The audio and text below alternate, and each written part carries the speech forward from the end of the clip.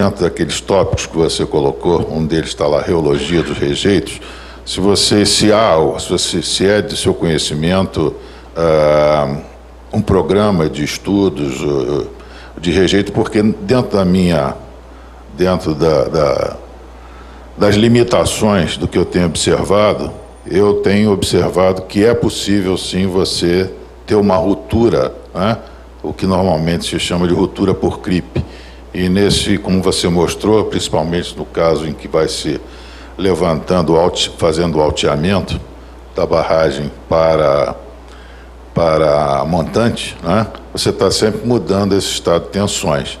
E a gente não sabe quais são as condições de drenagem, né? Enfim. Então, eu gostaria de saber se você tem a sua opinião e se você tem notícias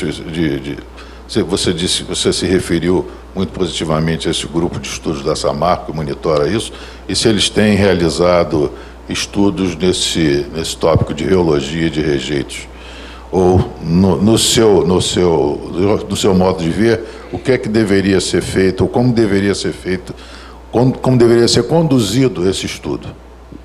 Bom, Ian, na verdade, eu dei uma pincelada em problemas mais genéricos, até pelo caráter da palestra, não entrei muito em detalhes de estudos específicos, né? A reologia é muito específica, né? É uma característica muito específica de...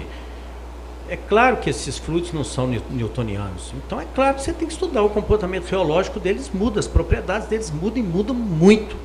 Então, no momento em que você faz esse processo de desaguamento, particularmente, quando você trabalha com rejeitos mais espessados, esse condicionante reológico ele passa a ser um elemento vital de projeto. Agora, na Samarco, ou em qualquer outra barragem de contenção de rejeito, seja de minério de ferro ou não, toda vez que você trabalha com rejeito em polpa, o conceito básico, pelo menos até onde vai o que eu conheço, pode ter algum estudo específico que eu desconheço, estou falando dentro da medida do que eu percebo.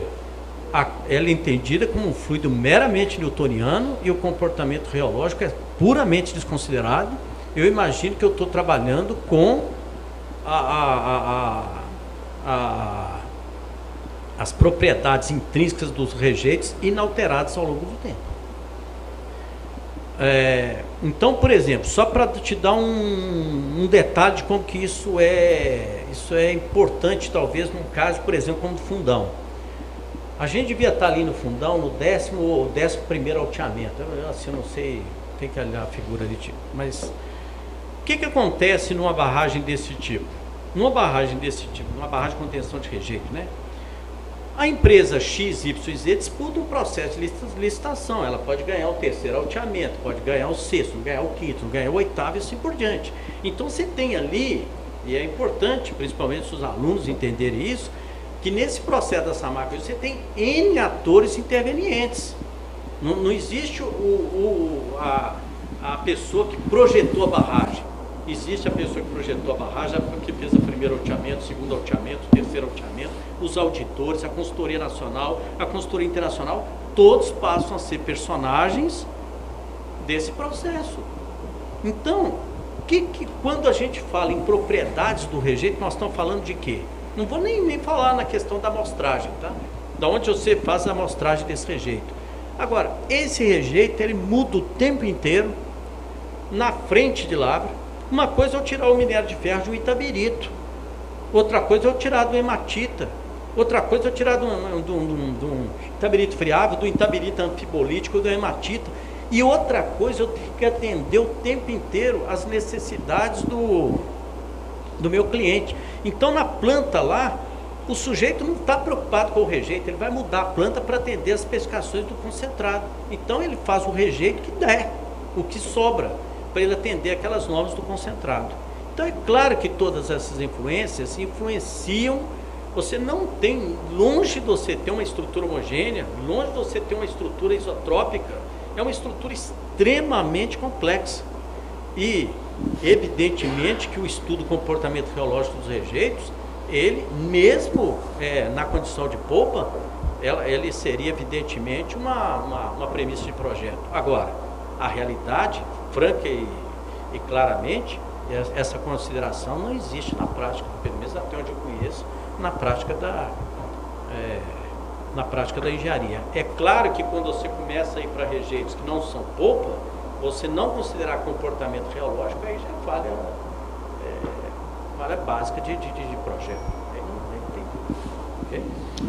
Não só falei porque normalmente até dentro dos nossos conceitos limitados de mecânica de solos, a gente não leva em conta uma série de coisas que estão vindo à baila agora, que uma delas é a velocidade de deformação e creep, relaxação de tensões.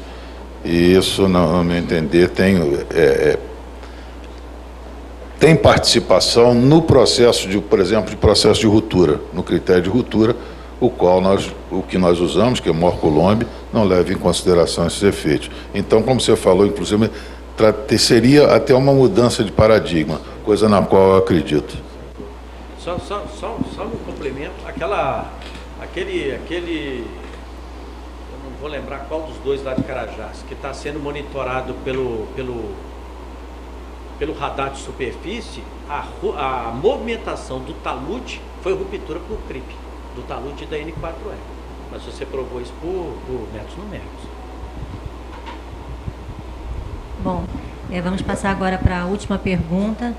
O tema está despertando muita discussão e isso pode continuar, né, durante o coquetel. Passo a palavra então para o engenheiro Wilson.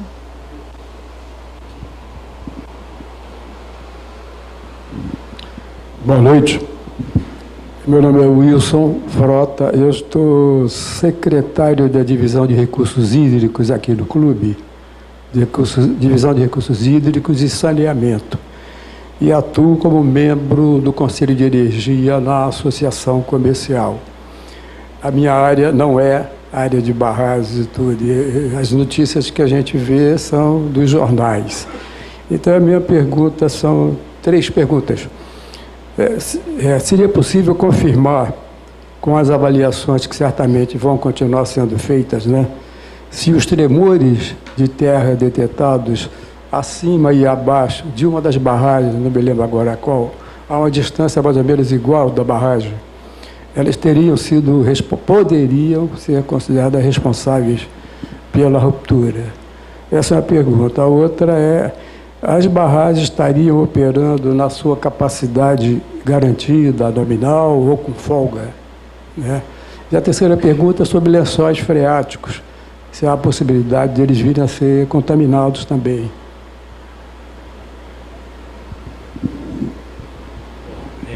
Em relação à questão dos sismos, tem uma empresa de São Paulo, inclusive, que ela já detectou que esses sismos que ocorreram lá são da ordem de 8 ou 10 e mais, eles são muito mais comuns do que a gente pensa nessa região. Então, certamente esse trabalho vai ser agregado, e como eu já tinha falado aqui, que essa possibilidade pode ser aventada e vai ser aventada e vai ser analisada, é uma das possíveis soluções.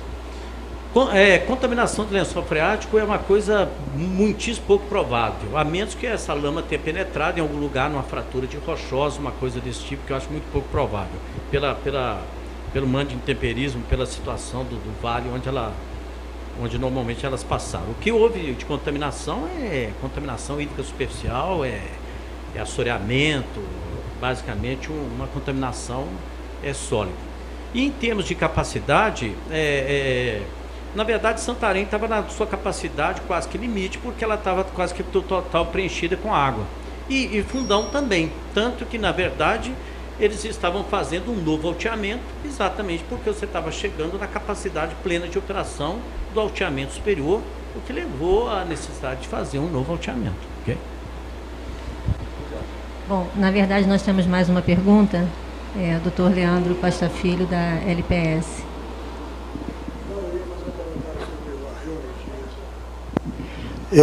Eu gosto sempre de participar dessas conversas, principalmente quando o Ian está envolvido.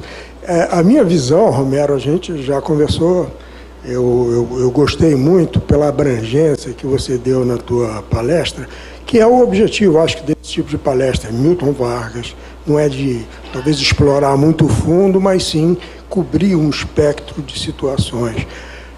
Por ocasião da palestra lá de Gramado, nós conversamos um pouco também sobre esses assuntos. A minha visão é que a importância da reologia, ela é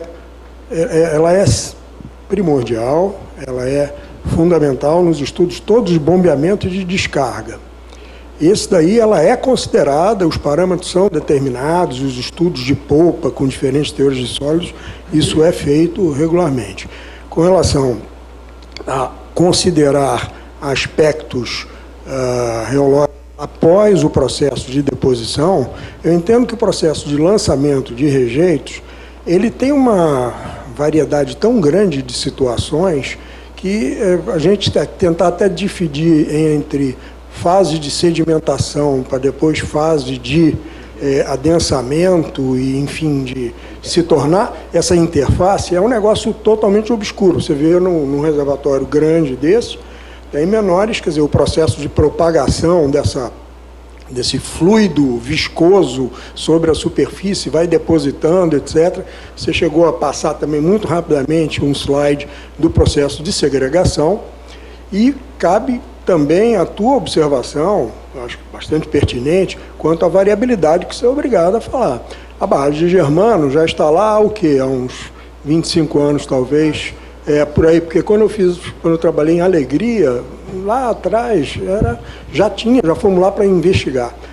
E a barragem de Germano, ao longo desses anos todos, ela sofreu inúmeras mudanças de minério, inúmeras mudanças de pontos de lançamento. Hoje você ainda tem dentro da barragem diferentes pontos de lançamento, diferentes materiais e variando todo dia. Então a questão da representatividade em se tratando de reservatórios desse tipo é bastante pertinente no que você falou. Voltando para o aspecto da reologia, eu me mantenho na posição de que os rejeitos de mineração ou industriais, eles podem ser tratados totalmente dentro do contexto da mecânica dos solos, da geotecnia tradicional e convencional. Acho que o que ele está falando é pertinente, não é para rejeitos, é pertinente para toda uma gama. E o meu ponto de vista é de que os rejeitos são entendidos como... Agora, o método observacional, eles, nas barras de rejeito também, eles passam a ser um elemento extremamente importante. Você ressaltou muito o fato da Samarco ter uma sistemática de monitoramento e instrumentação muito acima da média, que permite a eles fazerem esses monitoramentos. Então, eu acredito que o método observacional, pela própria variabilidade que você tem no material, ele acaba sendo quase que mandatório.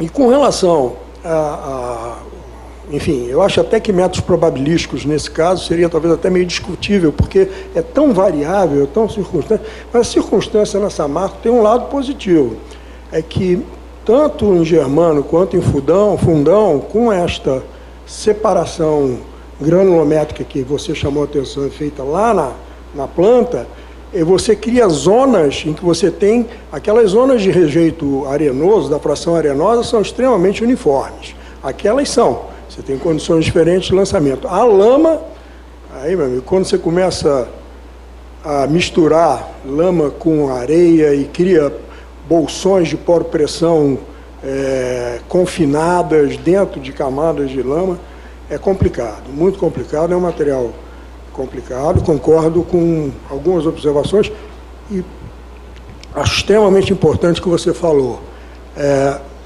Nesse momento, as pessoas estão querendo que alguém diga: eu acho que foi isso, eu acho que foi aquilo.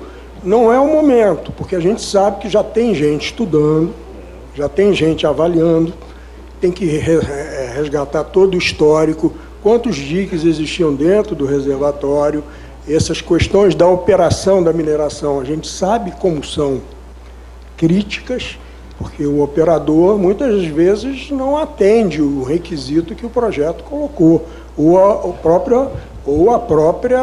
A gente sabe muito bem disso. Você que vive nisso há muitos anos, sabe que os caras, quando precisa, fazem de qualquer jeito. E aí a gente começa a correr os riscos que talvez tenha algumas histórias, nesse caso, que talvez expliquem um pouco essa situação. Agora, é muito perigoso essas pessoas querendo...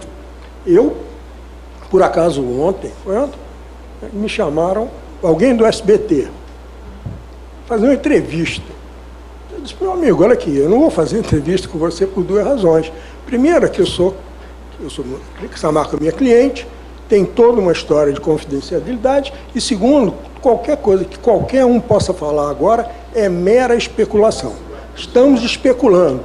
Um chuta para cá, outro chuta para lá, chuta para cá. Eu tive a oportunidade de, lá na Samarco mesmo, fazer um estudo de risco sísmico. E são centenas de sismos mapeados num entorno de alguns quilômetros ali. Todos eles de baixa magnitude e sem efeitos muito significativos. Eu vi, por acaso, ontem também uma entrevista do Marcelo Assunção, que é o top nessa parte de sismo aqui no Brasil, ele falando sobre isso. Ele dizia, não, tem muitos sismos, são muitos sismos já registrados, mapeados naquela região. Não sei se são naturais ou induzidos, eu acho que são muito mais naturais. Não. Ele, em reservatórios de água de muito maior altura, mas esses já são muito antigos. Eu sei, cara, mas acontece que esse efeito pode ser. Eu não estou discordando que possa ser, não, mas eu acho que existem muitos sismos de origem quase que natural na região como um todo. O Eusébio, ele não quer falar, mas ele deve saber um pouco, inclusive sobre falhas na região, essas coisas Leandro, todas, fraturas. Eu tive pouco.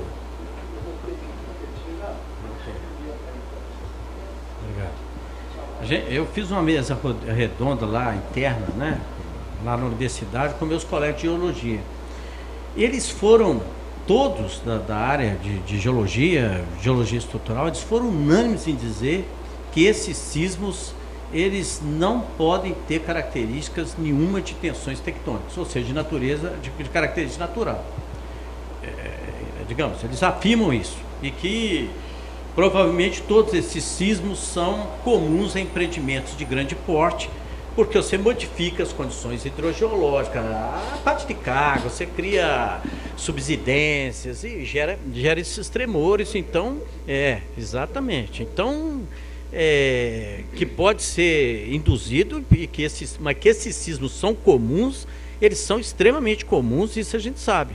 O problema é você considerar que um sismo desse possa ter causado uma ruptura de uma barragem como a de Fundão. Então aí preocupa tremendamente, porque ela passou, digamos assim, no meio aí de uma série de outras questões que foram sempre muito, muito bem analisadas. Agora, em relação, só para dar o fecho aqui na questão da reologia, veja bem, quando você usa rejeitos espessados em pasta, aí a discussão nem procede, porque aí você não está usando mais bomba centrífuga, você está usando bomba de pistão, bomba de